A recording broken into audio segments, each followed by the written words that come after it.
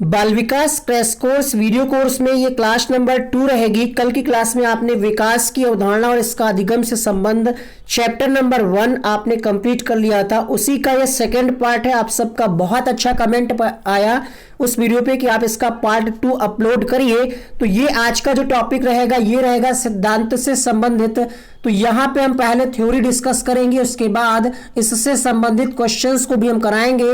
साथ ही साथ आज हमने आपके लिए जो कल क्लास कराई गई थी थ्योरी वाली, उसके बाद हमने आपको 48 क्वेश्चंस कराए थे। 48 क्वेश्चन में 10 क्वेश्चन का हमने आज टेस्ट भी रखा हुआ है ताकि आप चेक कर पाए कि कल जो आपने पढ़ा था वो याद है या नहीं है। तो पहले आज की थ्योरी कंप्लीट करिए, उसके क्वेश्चंस करिए, बाद में टेस्ट लगाइए। तो चलिए शुरू करते हैं। उससे पहले छोटी सी अपडेट आप सबके लिए। अनअकैडमी एक बार फिर से लेकर के आया टेट चैंपियनशिप, जो आपको मिलेगी ये टेस्ट 20 तारीख को शाम 6 बजे। इसमें रैंक फर्स्ट लाने पर आपको 5000 का बाउचर, रैंक 2 से 5 के बीच में 1000 रुपए का, 6 से 10 के बीच में 500 रुपए का बाउचर मिलेगा। लिंक आपको नीचे डिस्क्रिप्शन बॉक्स में मिल जाएगा, इसमें एनरोल कर लीजिएगा। और रेफरल कोड रहेगा वनडे एग्जाम स्टडी, जिससे आप फ्री क्लासेस को अनलॉक कर सकते हैं। इसके अलावा सीटेट में ये प्लस का यानी पेड कोर्स का ये सीटेट का कोर्स स्टार्ट हो रहा है 21 दिसंबर से। अनअकैडमी का अगर आप प्लस सब्सक्रिप्शन लेते हैं तो ये सारी क्लासेस आप देख पाएंगे अनअकैडमी की ऐप पे। इस कोर्स का लिंक और पेमेंट का लिंक हमने डिस्क्रिप्शन बॉक्स में दे दिया है, वहां से चेक करें। ध्यान रहे रेफरल कोड हमारा है वनडे एग्जाम स्टडी, ये अप्लाई करिएगा ताकि आपको डिस्काउंट मिल सके। तो चलिए शुरू करते हैं अपनी क्लास को। जैसा कि आपको पता है कि विकास की प्रक्रिया जो है निरंतर चलने वाली प्रक्रिया है, जन्म से मृत्यु तक चलती है ये प्रक्रिया। और ये अनियमित रूप से नहीं बल्कि धीरे धीरे और क्रमबद्ध और निश्चित समय पर होती है। धीरे धीरे उसका लंबाई, भार, क्रियात्मक, ये सारी चीज़ें परिवर्तन होती रहती। तो अब हम बात करेंगे विकास के सिद्धांतों की। इसमें पहला सिद्धांत है निरंतरता का सिद्धांत। निरंतरता का सिद्धांत आप शब्द से ही समझ पा रहे होंगे। निरंतरता का मतलब क्या होता है? लगातार चलना। अर्थात विकास की जो प्रक्रिया है वो लगातार चलती है। शुरू कब से होती है? तो लास्ट वीडियो में भी आपने पढ़ा था कि शुरू जो होती है ये गर्भावस्था से ही विकास की प्रक्रिया शुरू हो जाती है और मृत्यु तक चलती है। अर्थात विकास की प्रक्रिया कभी न रुकने वाली प्रक्रिया है। ये जन्म से लेकर मृत्यु तक चलती रहती है। बल्कि अगर हम वैज्ञानिक तरीके से देखें तो विकास की प्रक्रिया माँ के गर्भ में ही शुरू हो जाती है। बालक का जन्म 2 कोषों अर्थात स्पर्म और ओवम के निषेचन के परिणाम स्वरूप होता है और कई परिवर्तनों का अनुभव करते हुए ये जो है भ्रूण का निर्माण हो जाता है यहाँ से। और इस प्रकार विकास की प्रक्रिया धीरे धीरे चलती रहती है। ये हुआ निरंतरता का सिद्धांत। इससे बहुत बार प्रश्न पूछा गया है कि विकास निरंतर चलने वाली प्रक्रिया है, ये किस सिद्धांत से संबंधित है? तो प्रिंसिपल ऑफ कंटिन्यूटी अर्थात निरंतरता का सिद्धांत। एक रूपता का सिद्धांत क्या कहता है? ये कहता है कि विकास एक निश्चित पैटर्न को फॉलो करता है। चाहे इंडिया का बच्चा हो, चाहे वो भूटान का बच्चा हो, चाहे वो अमेरिका का बच्चा हो, विकास सभी में एक पैटर्न से होगा। हाँ, वातावरण का इफेक्ट पड़ेगा लेकिन पैटर्न एक ही रहेगा, चाहे कोई जुड़वा ही बच्चा क्यों ना हो। तो विकास की प्रक्रिया में एक रूपता दिखाई देती है, चाहे व्यक्तिक विभिन्नता कितनी भी हो, लेकिन यह एक रूपता का विकास का क्रम मतलब एक ही पैटर्न को फॉलो करता है। जैसे बालकों में भाषा का विकास एक निश्चित क्रम से होगा, चाहे वो बच्चे किसी भी देश के हों। बच्चों का शारीरिक विकास भी एक निश्चित क्रम से होगा। आपने देखा होगा, ऐसा नहीं कि किसी के हाथ बढ़ रहे हो पैर ना बढ़े हो, है ना, या मस्तिष्क का विकास हो रहा हो, शारीरिक मतलब पूरे अन्य भागों का विकास नहीं हो रहा। एक क्रम से होता है हर चीज़। शुरू कहाँ से होता है? तो बच्चे का विकास जो है सिर से प्रारंभ होता है। इस प्रकार हम देखते हैं कि बच्चों के विकास की गति में अंतर तो होता है लेकिन क्रम एक ही रहता है। यहाँ से बार बार प्रश्न पूछा जाता है, प्लीज़ इसको समझ लीजिए। देखिए, स्पीड में तो अंतर होगा, ठीक है, दर में तो अंतर होगा, लेकिन क्रम में कोई बदलाव नहीं होगा, क्रम एक ही रहेगा। जैसे आपने देखा होगा कि बच्चों के दूध के दांत पहले टूटते हैं और सभी के टूटते हैं, ऐसा थोड़ी कि कोई और बच्चा हो किसी और देश का उसके ना टूटते हैं, ये सबके साथ है। बाहरी नियंत्रण के आंतरिक नियंत्रण का सिद्धांत क्या कहता है? Principle of outer control to inner. इसमें यह कहा जा रहा है कि छोटे बच्चे मूल्यों और सिद्धांतों के लिए दूसरे पर निर्भर करते हैं। जैसे जैसे वे स्वयं बड़े होने लगते हैं, उनके खुद के सिद्धांत, खुद की उनकी वैल्यू, ये सारी चीज़ें उनमें विकसित होने लगती हैं। ये कहा गया बाहरी नियंत्रण के आंतरिक नियंत्रण का सिद्धांत। समय के साथ साथ आप खुद के बारे में सोचने लगते हैं, खुद के सिद्धांत और खुद की वैल्यू बनाने लगते हैं। मूर्त से अमूर्त का सिद्धांत क्या कहता है, आइए देखते हैं। मानसिक विकास की शुरुआत भौतिक रूप से उपस्थित वस्तुओं के बारे में चिंतन करके होता है। मूर्त का मतलब होता है जो चीज़ें आपके सामने दिखाई दें प्रत्यक्ष रूप में, अमूर्त का मतलब है जिसको आप ना देख पाएं। तो मानसिक विकास की शुरुआत भौतिक रूप से उपस्थित वस्तुओं के बारे में चिंतन करके होता है, जो वस्तुओं को देखने के सिद्धांत का अनुसरण करता है जो अमूर्त रूप में होती हैं, और बालक इसके प्रभाव और कारण को समझने का प्रयास करता है। आपने क्वेश्चन पढ़ा होगा कि एक लड़की धूप में अपने कपड़े फैलाती है और वो जल्दी सूख जाते हैं, इसके लिए क्या कारण है? तो इसके लिए एक ऑप्शन वहाँ पे देता है प्रभाव और कारण, है ना। तो ये क्या है, मूर्त से अमूर्त का सिद्धांत है। बच्चा समझ जाता है कि जो चीज़ें उसके सामने नहीं है उसके बारे में भी धीरे धीरे वो सीखना शुरू कर देता है, जो चीज़ें उसके सामने नहीं है। आगे बढ़ते हैं। एकीकरण का सिद्धांत क्या कहता है? इसमें क्या कहा जा रहा है कि बालक पहले संपूर्ण अंग को, उसके बाद विशिष्ट भागों को चलाना शुरू करता है और बाद में उन भाग का एकीकरण करना शुरू करता है। जैसे बच्चा पहले जब पैदा होता है ना, आपने देखा उसकी मुट्ठी बंद रहती है, पूरा हाथ चलाता है, उंगली नहीं चला पाता है। धीरे धीरे क्या है, पहले पूरा हाथ चलाएगा, फिर उंगलियों को चलाने का और हिलाने का प्रयास करता है। तो ये क्या है, ये है एकीकरण का सिद्धांत। क्वेश्चन आपसे पूछा जा सकता है कि एक बच्चा, एक नवजात शिशु, वो मुट्ठी बंद करके उसका जन्म होता है तो उसकी मुट्ठी बंद होती है, फिर धीरे धीरे वो हाथों को चलाना सीखता है, फिर उंगलियों को चलाना सीखता है। तो यहाँ पे कौन सा सिद्धांत है? ऑप्शन दे देगा एकीकरण का सिद्धांत, निरंतरता का सिद्धांत, सिरा पदाभिमुख सिद्धांत, एक कोई और दे देगा। तो आपको ध्यान रखना ये एकीकरण का सिद्धांत है। यहाँ पे सामान्य से विशिष्ट विकास का सिद्धांत। इस सिद्धांत के अनुसार बालक सभी पहले सामान्य बातों को और बाद में उन सभी बातों को मिलाकर एक विशिष्ट सिद्धांत बनाना सीखता है। जैसे पहले बच्चा क्या है, व्यक्ति का नाम, स्थान और वस्तु का नाम जानता है और बाद में उसके बारे में डिटेल से जानता है कि किसी व्यक्ति, वस्तु, स्थान के नाम को संज्ञा कहते हैं। तो पहले उसको बेसिक सी चीज़ें बताई जाती हैं, सामान्य चीज़ें, फिर उसकी परिभाषा बताई जाती है। इस प्रकार बालक का विकास सामान्य से विशिष्ट की ओर होता है। ध्यान रखिएगा, सामान्य से विशिष्ट का मतलब है सामान्य से विशिष्ट ही रहेगा। अगर विकल्प में कहीं विशिष्ट से सामान्य दिया है तो वो गलत हो जाएगा, पूछा जाता है ऐसे प्रश्न। विकास की भविष्यवाणी का सिद्धांत, principle of predictability of development. अब तक के सिद्धांत से स्पष्ट हो चुका है कि विकास की भविष्यवाणी की जा सकती है। जैसे ये पता लगाया जा सकता है कि उस बच्चे की रुचि क्या हो सकती है, बालक को आत्मसम्मान की आवश्यकता है या नहीं, उसकी अभिरुचि और उसकी वृद्धि। और कई बार आपने देखा होगा सुनते हुए कि देखो गुप्ता जी का बेटा जो है उसके दूध के दांत निकल आएंगे 2 साल में, है ना, या उसका बेटा जो है 1 साल में चलना सीख जाएगा, उसकी बेटी जो है 2 साल में चलना सीख जाएगी। ऐसे आपने भविष्यवाणी सुनी है। अर्थात विकास के बारे में हम पहले से कुछ अनुमान लगा सकते हैं, ठीक है, भविष्यवाणी कर सकते हैं। विकास की दिशा का सिद्धांत। विकास की दिशा के बारे में हमने आपको पहले ही बताया कि विकास कैसे होता है, सिर से पैर की ओर होता है, ये ध्यान रखिएगा, सिर से पैर की ओर या सिर से पांव की ओर, और अंदर से बाहर की ओर, ठीक है। पहले सिर का विकास होगा, फिर धीरे धीरे नीचे की ओर, फिर लास्ट में क्या होगा, पैर के अंगों का विकास। तो ये ध्यान रखिएगा। व्यक्तिगत विभिन्नता का सिद्धांत क्या कहता है, प्रिंसिपल ऑफ इंडिविजुअल डिफरेंसेस।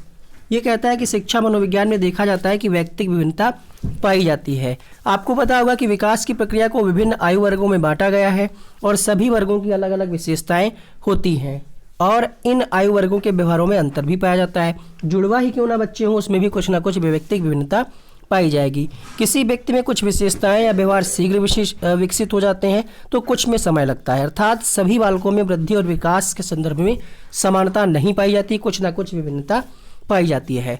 वातावरण और वंशानुक्रम के परिणाम का सिद्धांत क्या कहता है, principle of product of heredity and environment. वंशानुक्रम के बच्चे के व्यक्तित्व की नींव माना जाता है। तो अगर आपसे प्रश्न पूछा जाए कि बच्चे की व्यक्तित्व की नींव किसे माना जाता है, तो वंशानुक्रम को। और यहाँ पे कहा जा रहा है वंशानुक्रम और वातावरण के प्रभाव को विकास के सिद्धांत से अलग अलग नहीं किया जा सकता, यानी कि दोनों का योगदान है, दोनों का योगदान रहता है, वंशानुक्रम का और वातावरण का। तो बच्चे की वृद्धि, विकास और वंशानुक्रम दोनों का संयुक्त परिणाम होता है, ऐसा कई अध्ययनों से पता चला है। 11वां सिद्धांत है आपका संपूर्ण विकास का सिद्धांत। इसमें क्या है, बच्चे के सर्वांगीण विकास पर बल दिया जाता है, जिसमें शारीरिक, मानसिक, सामाजिक, मनोगत्यात्मक, संवेगात्मक सभी विकास शामिल हैं। ध्यान रखिएगा, यहाँ पे पहले नंबर पे क्या है, शारीरिक विकास। तो बच्चे का सबसे पहले कौन सा पक्ष विकसित होगा, पहले शारीरिक पक्ष विकसित होगा, अर्थात पहले शारीरिक विकास होगा। ध्यान रखिएगा, सीक्वेंस आपसे पूछा जाता है क्वेश्चन में, ठीक है। और सभी पक्ष क्या है, अंतर संबंधित हैं, ठीक है। और टीचर का क्या रोल है, अध्यापक को बालक के सभी पक्षों के विकास की ओर ध्यान देना चाहिए। परिपक्वता और अधिगम का सिद्धांत क्या कहता है, ये देखते हैं। तो वृद्धि और विकास की प्रक्रिया वास्तव में परिपक्वता और अधिगम का ही परिणाम होती है। यहां से भी प्रश्न पूछा गया है कि विकास क्या है, ठीक है। तो परिपक्वता और अधिगम के फलस्वरूप विकास होता है। परिपक्वता से वृद्धि और विकास दोनों ही प्रभावित होते हैं। बालक किसी भी कार्य को करने में परिपक्वता ग्रहण कर लेता है और यही परिपक्वता अन्य कार्यों को करने में बालक की मदद करती है। जैसे कोई बालक अगर किसी कार्य करने के लिए मोटिवेटेड है और वो भौतिक रूप से फिजिकल वो तैयार नहीं है तो वो कार्य को नहीं कर पाएगा। मतलब आप शारीरिक रूप से भी तैयार हो और मानसिक रूप से भी मोटिवेटेड हो, तैयार हो, तभी आप कर पाएंगे। ये कहता है परिपक्वता और अधिगम का सिद्धांत। अब यहाँ पे हम कुछ क्वेश्चंस आपके लिए लेकर के आए हैं। विकास कभी न समाप्त होने वाली प्रक्रिया है, ये विचार किससे संबंधित है? पहला प्रश्न आपके सामने, तो ये है आपका निरंतरता का सिद्धांत। 3 से 4 बार ये प्रश्न पूछा गया है, कभी सीटेट में, यूपी टेट में, हरियाणा टेट में, यू टेट में। दूसरा प्रश्न, निम्न कक्षाओं में शिक्षण की खेल विधि किस पर आधारित होती है? तो प्रश्न संख्या 2, विकास एवं वृद्धि के मनोवैज्ञानिक सिद्धांत पर आधारित होती है। बच्चे के विकास के सिरस्थ सिद्धांत के अनुसार सत्य कथन कौन सा है? विकास सिर से पैर की ओर होता है, विकास पैर से सिर की ओर होता है, तो ये तो बात गलत हो गई, ये भी गलत हो गई। आंसर क्या जाएगा? विकास सिर से पैर की ओर होता है। निचली कक्षाओं में शिक्षण की पद्धति मूल रूप से किस पर आधारित है? तो यहाँ पे भी विकास एवं वृद्धि के मनोवैज्ञानिक सिद्धांतों पर आधारित है। निम्नलिखित में से कौन सा विकास का सिद्धांत है? अब ये प्रश्न देखिए, आपको बहुत कुछ सिखाएगा। कहा जा रहा है विकास की सभी प्रक्रियाएं अंतः संबंधित नहीं है, जबकि हमने आपको लास्ट वाले सिद्धांत में बताया था कि विकास के सभी पक्ष आपस में अंतः संबंधित हैं, तो ये बात गलत हो गई। सभी का विकास दर समान नहीं होता, ठीक है। देखते हैं इसको, यह निरंतर चलने वाली प्रक्रिया नहीं है, जबकि हमने आपको क्या पढ़ा है? निरंतरता का सिद्धांत। विकास हमेशा रेखीय हो ये कोई जरूरी नहीं, विकास वर्तुलाकार होता है, ठीक है। कभी स्पीड कम होती, कभी ज़्यादा। तो एक ही ऑप्शन बचा है, सभी का, ये सभी की विकास की दर समान नहीं होती, दर में कुछ ना कुछ बदलाव होता है, पैटर्न समान होता है। तो यहाँ पे आंसर ऑप्शन नंबर बी के साथ। बच्चे के विकास के सिद्धांतों को समझना शिक्षक की सहायता करता है किसमें? Question number 6। देखिए, आपको ये विकास के सिद्धांत ये सब क्यों पढ़ाया जा रहा है? ताकि आप अपने अधिगम को, शिक्षण शैली को बेहतर बना सके, अर्थात शिक्षार्थियों की भिन्न अधिगम शैलियों को प्रभावी रूप से संबोधित करने में सहायता करता है। मानव विकास कुछ विशेष सिद्धांतों पर आधारित है। कौन कौन से सिद्धांत हैं यहाँ पे? ये क्वेश्चन गलत है, यहाँ पे टाइपिंग मिस्टेक हुई, इसलिए स्किप करते हैं। बालक के शारीरिक और क्रियात्मक विकास की दिशा होती है, तो वही वाला प्रश्न है, सिरा पदाभिमुख वाला आपने पढ़ा है। सिर से पैर की ओर और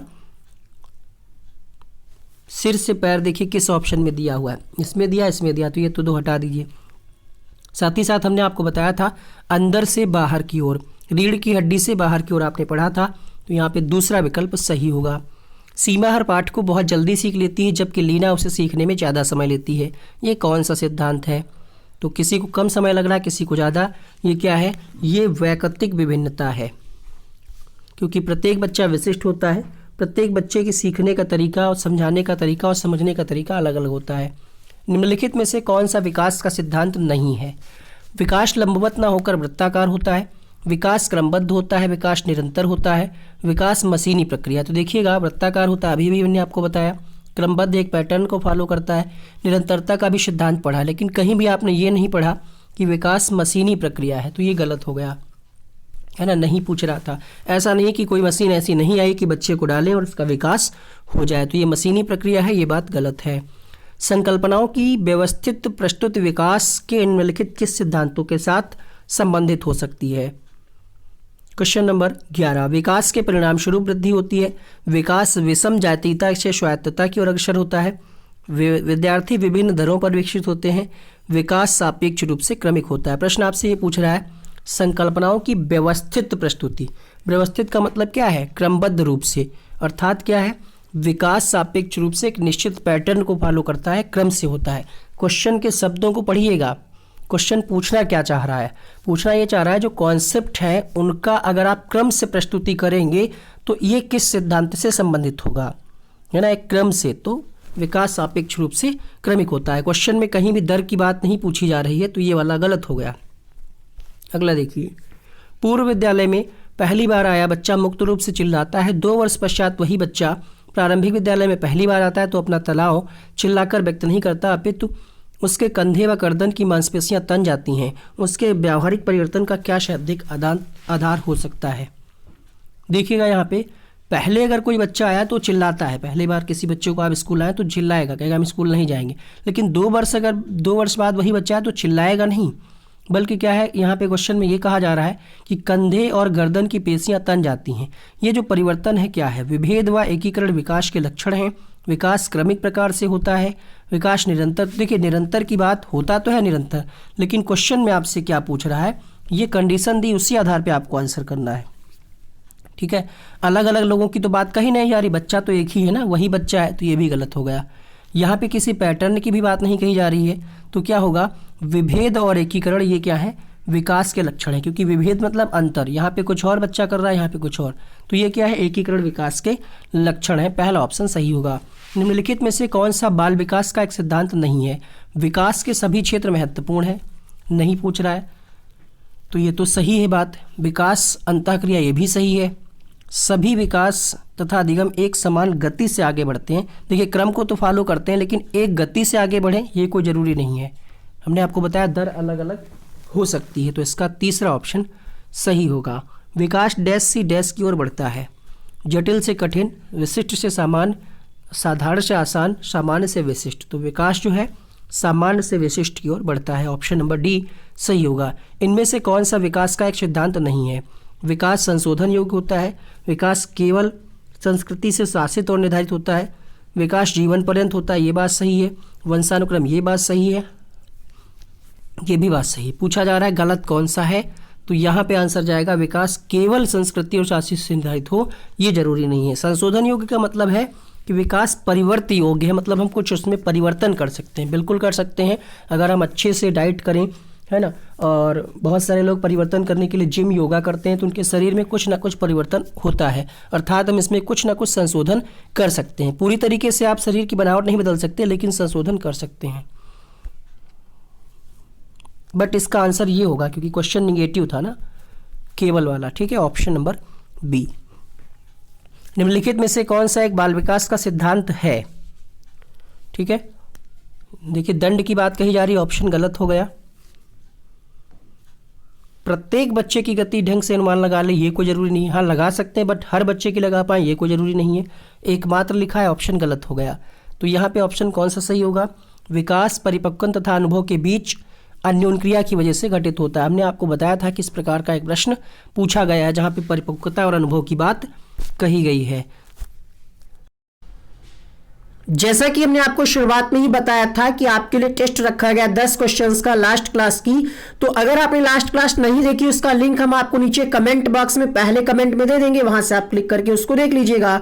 और टेस्ट के लिए ऑल द बेस्ट। शुरू करते हैं पहले प्रश्न से। जो लोग नोट्स के लिए पूछ रहे हैं, नोट्स पेड रहेंगे।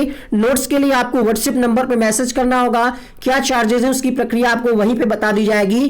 क्लास बिल्कुल निःशुल्क है। बहुत सारे लोग कहते हैं कि सर आप पहले फ्री बताते हैं, तो ये पेड वाली क्लास है जो आपको थ्योरी हम करा रहे हैं, इसका कोई चार्ज नहीं लिया जा रहा। लेकिन अगर आप नोट्स लेते हैं कंप्लीट सीटेड पेपर 1 पेपर 2, तो उसके लिए आपको कुछ शुल्क पे करना होगा।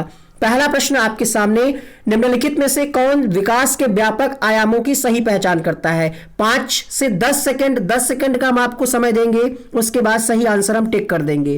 तो पहला प्रश्न आपके सामने, आंसर होगा यहां पे option number A. Question number 2 देखिएगा, शिक्षा मनोविज्ञान की दृष्टि से निम्नलिखित में से कौन सा कथन सत्य है?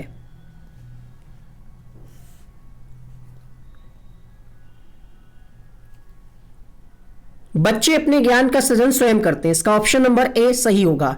तीसरा प्रश्न, शैशवावस्था में बच्चों के क्रियाकलाप होते हैं मूल प्रवृत्त्यात्मक, संरक्षित, संज्ञानात्मक, संवेगात्मक। शैशवावस्था में बच्चों के क्रियाकलाप मूल प्रवृत्त्यात्मक होते हैं, इसका पहला ऑप्शन सही होगा। निम्न में से कौन सा कथन विकास के बारे में सत्य नहीं है? यह आपने अभी आज ही की क्लास में पढ़ा होगा। सत्य नहीं पूछ रहा है। तो विकास जो है विशिष्ट से सामान्य नहीं होता है। कैसा होता है विकास? सामान्य से विशिष्ट की ओर होता है, तो इसका ऑप्शन नंबर डी सही होगा। अगला देखिए, विकास शुरू होता है उत्तर बाल्यावस्था, प्रसव पूर्ण अवस्था, शैशवावस्था या फिर पूर्व बाल्यावस्था। 5वां प्रश्न, जो लोग कह रहे थे कि स्पीड ज़्यादा है तो उनको बता दें, जो लोग लाइव देख रहे हैं उनको लग रहा है कि स्पीड ज़्यादा है, बट जो लोग अपलोड देख रहे हैं उनको ठीक लग रहा है। और अगर जो लोग अपलोड देख रहे हैं उनको कोई स्पीड में इशू आ रहा है तो यहाँ पे कॉर्नर पे जाकर के वो स्पीड, वीडियो की स्पीड को कम ज़्यादा कर सकते हैं। वहाँ पे आता है 1.5, 1.75, वहाँ से आप कम ज़्यादा कर सकते हैं। तो विकास शैशवावस्था से ही शुरू हो जाता है या फिर प्रसवपूर्ण अवस्था से? प्रसवपूर्ण अवस्था से शुरू हो जाता है। जैसे ही भ्रूण का बनता है वैसे ही विकास की प्रक्रिया शुरू हो जाती है। मानव विकास परिणाम है मानव विकास है मात्रात्मक, गुणात्मक, कुछ सीमा तक अमापनीय। तो मानव विकास मात्रात्मक और गुणात्मक दोनों ही है और ये आनुवांशिकता और वातावरण के बीच अंतःक्रिया का परिणाम होता है विकास। आंसर होगा फिलहाल इस प्रश्न के लिए ऑप्शन नंबर। चेक करिए कि 10 में आप कितने सही कर पा रहे हैं। निम्नलिखित में से कौन सा कथन विकास और अधिगम के बीच संबंध को सर्वश्रेष्ठ रूप में जोड़ता है? 7वां प्रश्न आपके सामने। अधिगम और विकास एक जटिल तरीके से आपस में अंतः संबंधित है। डी ऑप्शन इसका सही होगा। 8वां प्रश्न देखिएगा और इस वीडियो को एंड तक देखिए। आपको यहीं पे लास्ट में हम पिछली क्लास का लिंक दे देंगे जिनकी कल क्लास मिस हो गई थी या जो अभी चैनल से जुड़े हुए हैं। 8वां प्रश्न आपने पढ़ लिया है, पूछ रहा है नहीं है तो विकास कोई मशीनी प्रक्रिया नहीं कि आप बच्चे को किसी मशीन में डालें उसका विकास हो जाए। क्वेश्चन नंबर 9, संज्ञानात्मक विकास निम्न में से किसके द्वारा समर्पित होता है? परीक्षाओं से हो जाएगा क्या? सबसे ज्यादा जरूरी क्या है संज्ञानात्मक विकास के लिए? कि बच्चे को वातावरण मिले। ठीक है। क्वेश्चन नंबर 10, पेपर 2 सीटेड दिसंबर में प्रश्न पूछा गया। मानव विकास के संदर्भ में आनुवांशिकता तथा पर्यावरण की भूमिका के बारे में निम्नलिखित कथनों में से कौन सा कथन सही है? थोड़ा सा बड़ा है लेकिन प्रश्न आसान है। अगर आप समझे होंगे इस चैप्टर को, अभी वैसे हमने पढ़ाया नहीं है, अगला चैप्टर आपको यही पढ़ाया जाएगा, आनुवांशिकता तथा वातावरण। बट एक क्वेश्चन हमने ले लिया है, आप इसको कर ले जाएंगे आराम से। ठीक है, अभी भी इसी के बारे में हमने आपको बताया। आनुवांशिकता एवं पर्यावरण दोनों एक जटिल पारस्परिक क्रिया के रूप में मानव विकास को प्रभावित करते हैं। उम्मीद करते हैं क्लास आपको पसंद आई होगी। यहाँ पे पिछली क्लास का वीडियो का लिंक बन करके आ रहा है, उसको आप क्लिक करके देख सकते हैं। और कमेंट जरूर किया करें, वीडियो देखते हैं तो कमेंट करके बताया करें, कुछ गलती हो वो भी बताया करें ताकि हम अगली क्लास में उसको बेहतर कर सकें, उसमें सुधार कर सकें। थैंक यू सो मच इस वीडियो को देखने के लिए। मिलते हैं अगली क्लास में। आज आप सबके नाम नहीं लिए हैं क्योंकि ये वीडियो लेक्चर होते हैं इसमें नाम लेना थोड़ा सा डिस्टर्ब हो जाता है, तो नाम के लिए हम अलग से कुछ क्लासेज कर लेंगे। Thank you so much.